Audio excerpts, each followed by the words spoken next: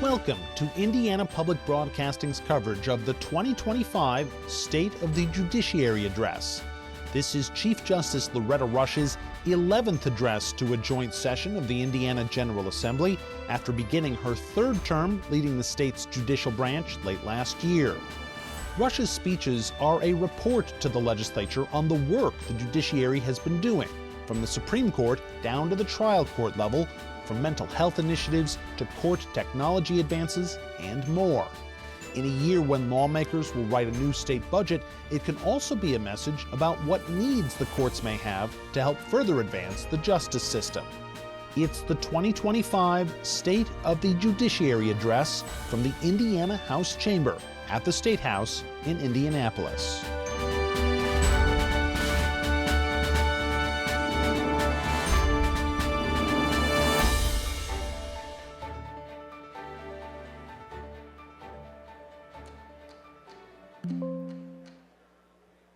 At this time, it's my pleasure to welcome the Chief Justice, the legislative escorts, and all appellate court judges. Welcome.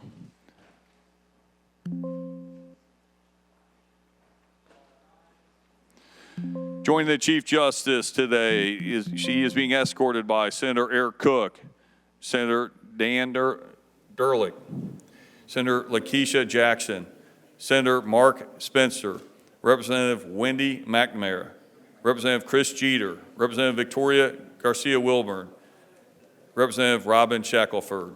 The Chief Justice is joined by Supreme Court colleagues, Justices Christopher Goff, Derek Moulter, and Court of Appeals judges, Chief Justice Robert Altice, Mark Bailey, Melissa May, Nancy Vadick, Paul Mathias, Cale Bradford, Elaine Brown, Elizabeth Tavitas, Leanna Weissman, Peter Foley, Dana Kenworthy, Paul Felix, Mary DeBoer, Stephen Scheel, and Tax Court Judge Justin McAdam.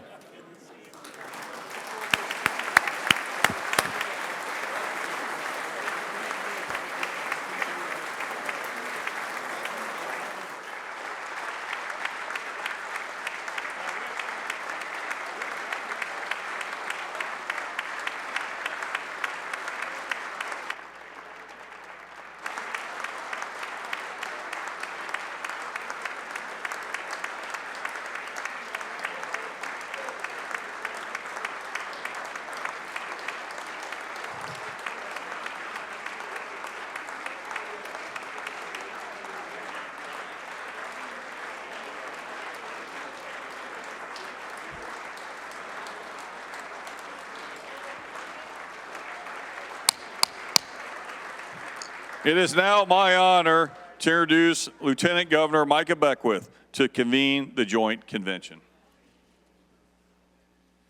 Thank you, Mr. Speaker, Governor, members of the Judiciary, and members of this joint assembly. Pursuant to Section 3 of Article 7 of the Constitution of the State of Indiana, this joint session of the two houses of the Indiana General Assembly is now convened for the purpose of hearing a message from the Chief Justice of Indiana. It is my privilege and high honor to present to you the distinguished Chief Justice of Indiana, the Honorable Loretta Rush.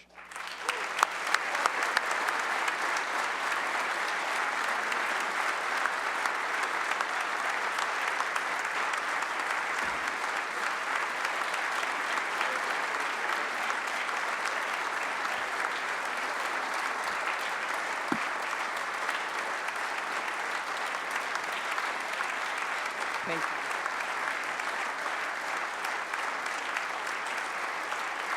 Thank you. Thank you. Thank you.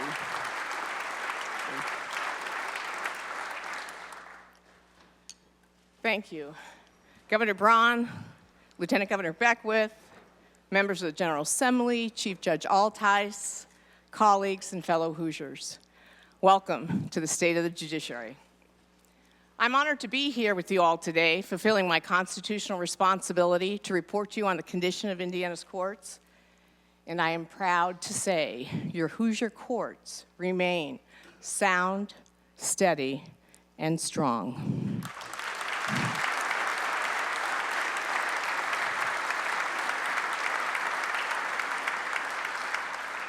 Last February, the Indiana Supreme Court enjoyed welcoming so many of you to the first night court for legislators.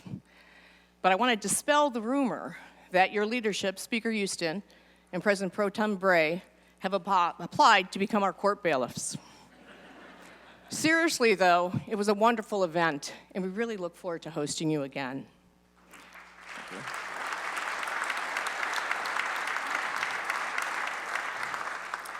As Senator Buck told me on Organization Day, words matter.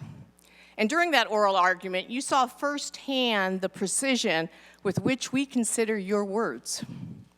The civil forfeiture dispute centered on whether the statute permitted cash seized during a search to be forfeited without the state proving a substantial connection between the cash and the crime. You all, the courtroom was full, had a front row seat as you watched our court apply the very laws enacted in these chambers. An argument like the one you saw is just a small part of the Indiana Supreme Court's work. We review 800 cases a year and oversee the administration of justice in all our trial courts.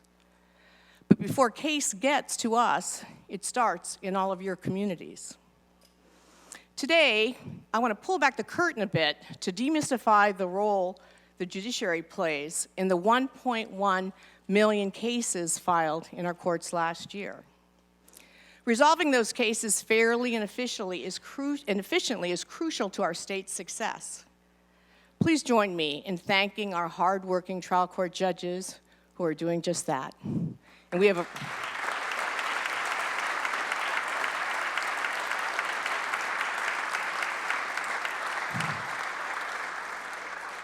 And I see you all. We have a record number of you today. I have some even out in the hallways. Thank you all for coming. This often surprises people, but 98% of the cases in our country are filed in state courts. In fact, more cases were filed in Indiana's trial courts last year than in all federal courts in the country combined. Our judges hear cases touching on every aspect of Hoosier life, from felonies to foreclosures, evictions to expungements, and delinquencies to divorces. But our work isn't done in isolation.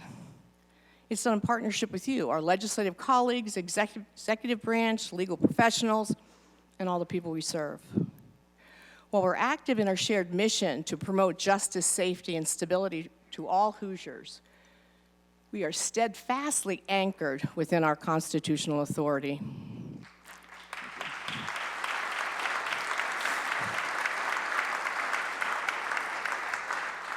And because of our partnerships with you, you have asked us to take on duties crucial to the public safety and the success of our state, and we have.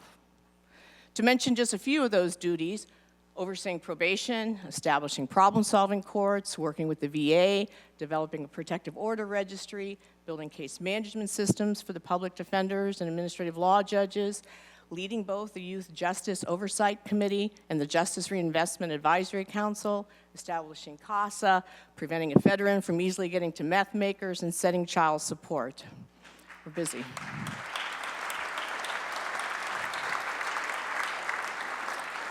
Today, we only have time to talk about a few, and I'll begin by emphasizing where our courts have a direct and transformative impact, strengthening children and families. Over 100,000 cases involving children are pending in our courts. As a former juvenile court judge, I experienced the unique position courts are in to protect and nurture our children. Every day, too many Hoosier children, through no fault of their own, are being brought into courtrooms where the judge is often the only constant in their lives. Caseworkers, service providers, and even living situations may change, but the judge remains steady. I invite all of you to come see the photographs I still proudly display of the children who pass through my courtroom. I have them in my chambers right next door. They're reminders of our duty to protect and support the most vulnerable among us and the crucial role we all play in shaping their future.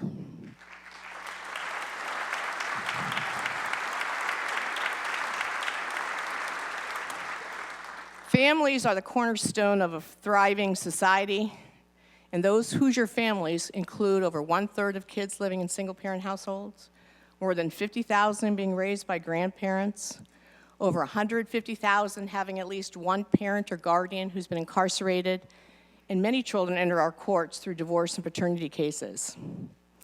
Hoosier families depend on us to set fair and workable child support guidelines. You tasked us with creating, updating, and enforcing them, and we have. Quarter child support last year resulted in $770 million in payments for children.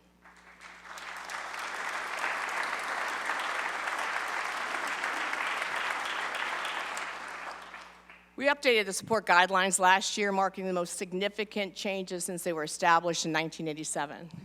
The revisions reflect a modern understanding of the economic realities families face, and they were the result of an exhaustive review process that included numerous meetings, public comments, intensive research, case evaluations, and economic analysis. I'd like to thank Lake County Judge Tom Hallett. Tom, are you here? Thank you and your Domestic Relations Committee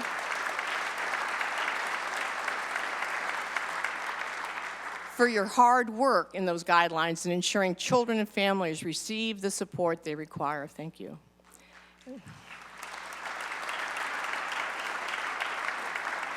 As another layer of protection for Hoosier children, you asked us to develop, train up, and implement a program to give a voice to abused and neglected children coming to court, and we did.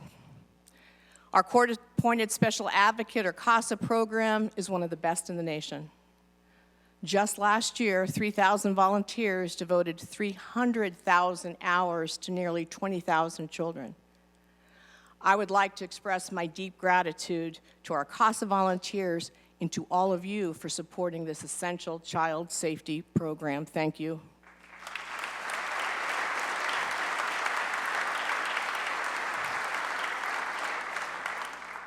Our legal system struggles every day to ensure safe homes for neglected and abandoned children, but I am proud to say and brag that Indiana shines as an adoption-friendly state with 4,600 adoptions filed last year.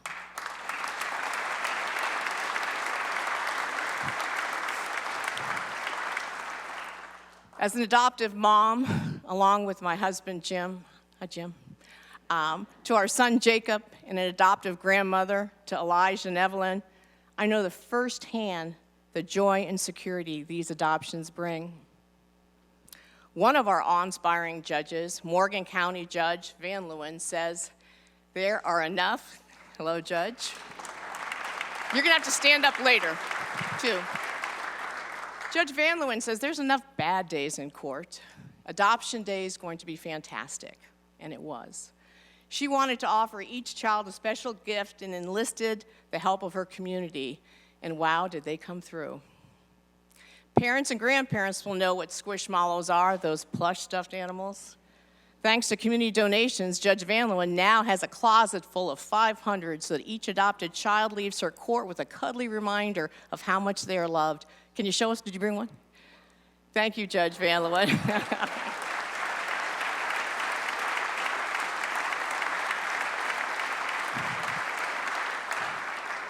Judge Van Leeuwen's previous career before she was a trial court judge was she was an undercover drug police officer in Roanoke County, so we love having you with us.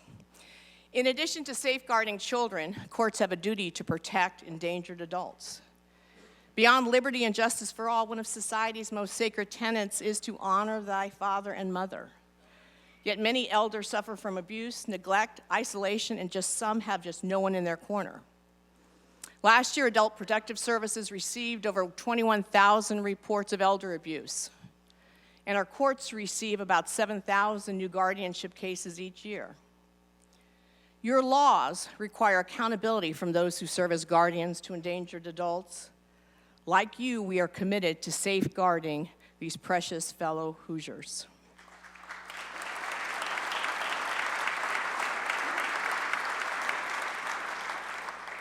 Similar to the CASA program, the VASIA program provides volunteer advocates for over 800 elder and incapacitated adults.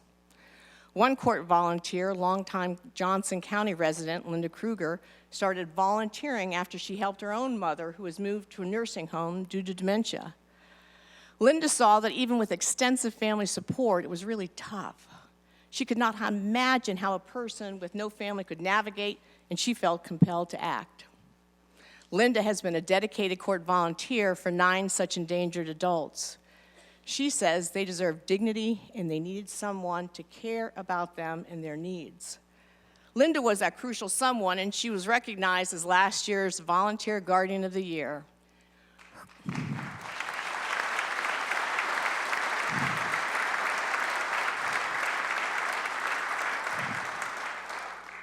Her work and that of more than 260 other court volunteers embodies the highest ideals of compassion and justice.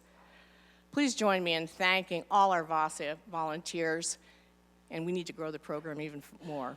Thanks again, Linda.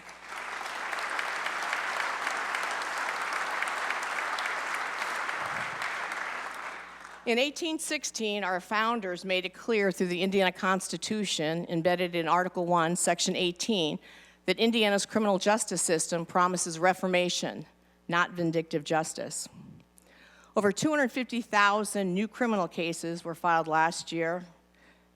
That means every day we count on our judges to make firm, fair sentencing decisions to protect public safety while honoring the constitutional mandate of reform. And one of the single most powerful ways we are meeting that pledge is through problem-solving courts. Your legislation, your insightful legislation, enables these courts. Thank you.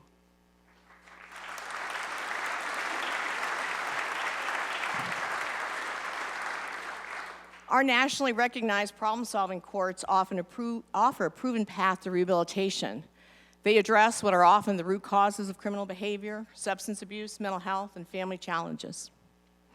Through a comprehensive, evidence-based approach, our judges' work is informed by a team of community justice partners, including prosecutors, attorneys, case managers, and service providers. Nationally, the truth of the matter is, the criminal justice system has become a primary referral source to get somebody to treatment. And when you asked us if we would allocate more resources to build up these powerful courts, we said yes. In the past decade, we've almost tripled the number of problem-solving courts, including drug courts, veteran courts, and family recovery courts, which will include the new Safe Baby Courts your legislation created last year. As part of family recovery courts, we are seeing more and more babies born drug-free as their mothers complete the program with success. This has immeasurable long-term value to our communities, those drug-free babies.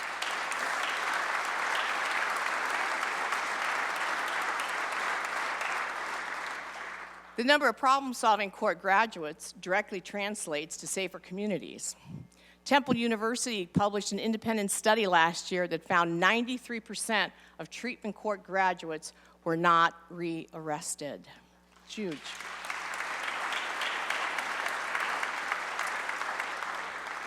So I thank all of you for the legislation for these courts, but also so many of you take your time to attend these life-affirming treatment court graduations. Thank you for doing that. And if you're looking to attend one, find me. I'll get you set up with one.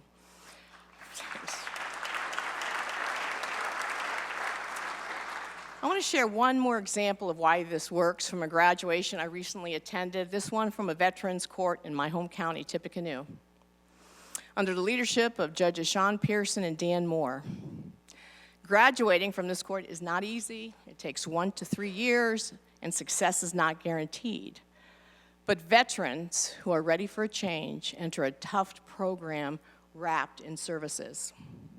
These high-risk, high-needs veterans respond to the rigors of a rule-intensive program. Since 2018, 80% have graduated, and their community embraces them because they are thriving, working, paying taxes, and reconnecting with family. At graduation, they are physically wrapped in a quilt of valor, handmade by community members to symbolically honor to symbolically show their restored honor. Joining Judges Pearson and Moore today is recent graduate Mark. I remember you, Mark. Throw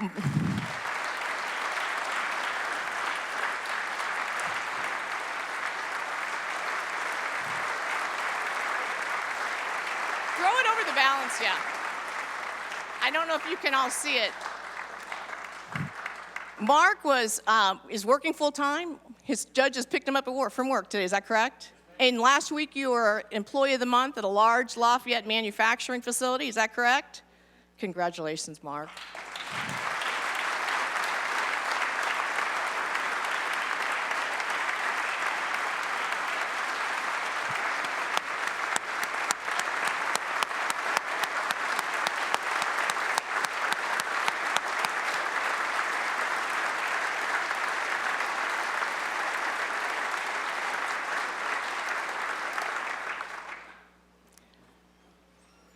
Mark, I enjoyed being at your graduation. I'm so proud to have you join us here today.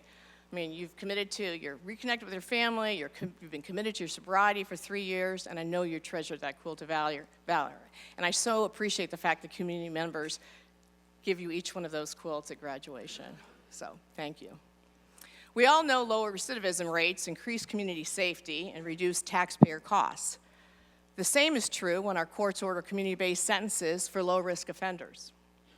Our state should be proud of our 1,500 trained and certified probation officers who supervise over 100,000 adults and children.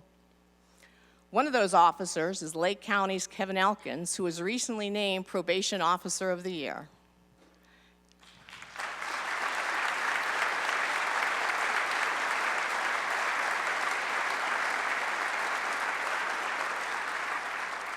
Kevin's been a juvenile probation officer for 30 years.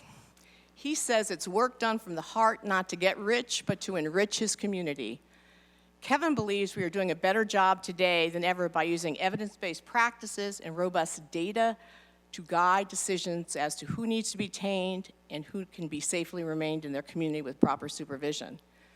And with all the tools at his disposal, and he admits there's many, guess which one Officer Elkins told me about that he finds to be effective for many kids? Sometimes it's just as simple as sending the child home from intake with a community-donated box of food. Join me again in welcoming Kevin and all our hardworking probation officers. Thanks again, Kevin.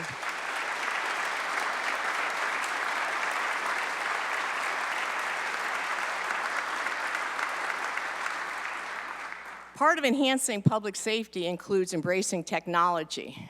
We have 30 data sharing applications. Last year, you asked us to create an application to allow law enforcement to search multiple state databases so they could quickly determine whether a person was legally permitted to have a firearm. We did. And today, 23,000 officers have access to our safety application. We are and will continue to be proud to help protect our Hoosier law enforcement officers.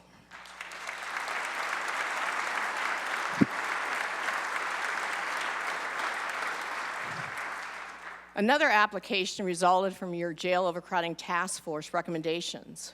There are 20 different jail management software systems throughout the state, so we're creating a single integrated system that will collect and report data and report accurate statewide jail population data, share fingerprints, streamline and connect justice system operations. We remain committed to working with you all to improve public safety throughout the state. Please join me in thanking our hardworking sheriffs, represented by the president of the Indiana Sheriff's Association, Steve Luce, for their leadership in these important public safety endeavors. Good to see you, Steve.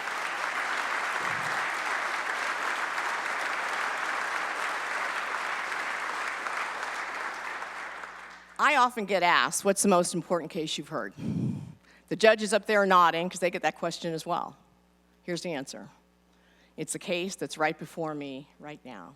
Because I guarantee you, for the people involved in that case, it's the most important matter to them. Access to justice means resolving matters with transparency, impartiality, and in a timely fashion. Our courts are designed to provide a level playing field for all people and businesses. You can see for yourself. The public can often access court calendars online or watch live stream hearings. We recently introduced cameras in the courtroom, allowing judges to grant news reporters access to capture court hearings like never before. And through my case, all Hoosiers have 24/7 free online access to courts. This reduces costs, speeds up cases, saves taxpayer money. Indiana court records were accessed 71 million times just last year. It's something, really is something.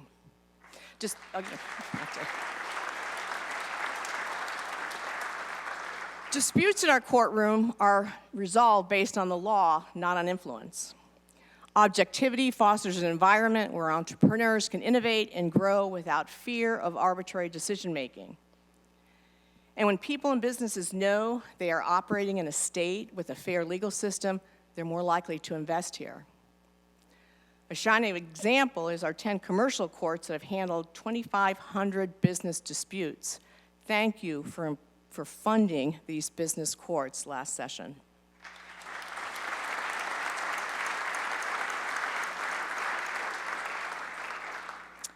Efficiency is crucial in the judiciary. Everyone's on a timeline, looking to meet a deadline, or working in a fast-paced environment. We've embraced remote hearings in some cases. Last year saw more than 310,000 participants. And we're piloting emerging technologies like AI. Just one example, Marion County has used AI to reduce both the time and cost it takes for a court transcript to be available in certain hearings. Where it used to take weeks or months at great cost to get a record, they've reduced it to minutes. You heard me, minutes instead of months. Thank you, Marion County.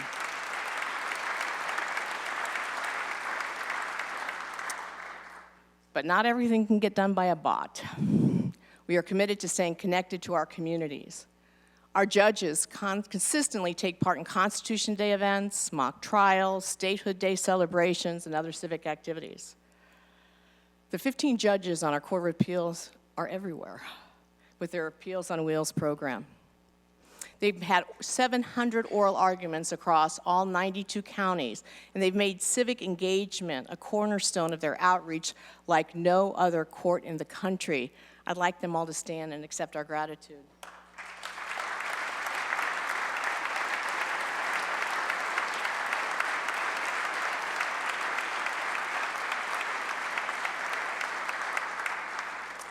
So in conclusion, your judiciary is truly blessed to enjoy such a collaborative and collegial relationship with the executive and legislative branches of this great state. And with so many new faces in the chamber today, I feel as if reinforcements have arrived. We have a new governor and his administration, lieutenant governor, newly elected senators and representatives, and we have 68 new judges. Will all newly elected and appointed officials stand and accept our heartfelt welcome to the team?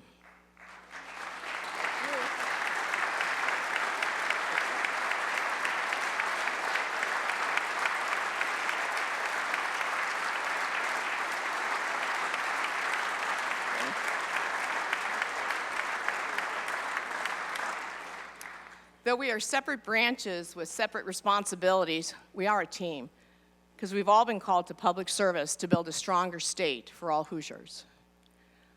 Our work can be difficult, and yes, it has challenges and even setbacks. But we draw sustenance from that divine spark in each of us to serve as instruments of protecting children and families, enhancing economic stability, strengthening public safety, and promoting access to justice. Thank you, and may God richly bless this state we all love. Thank you. Thank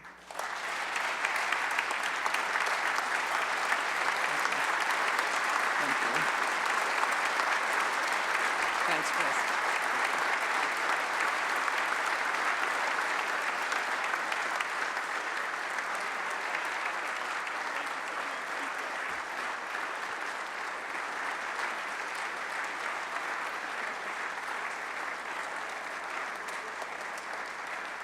Thank you. Thank you, Chief Justice. Thank you, members of the Joint Assembly. This joint session is now adjourned.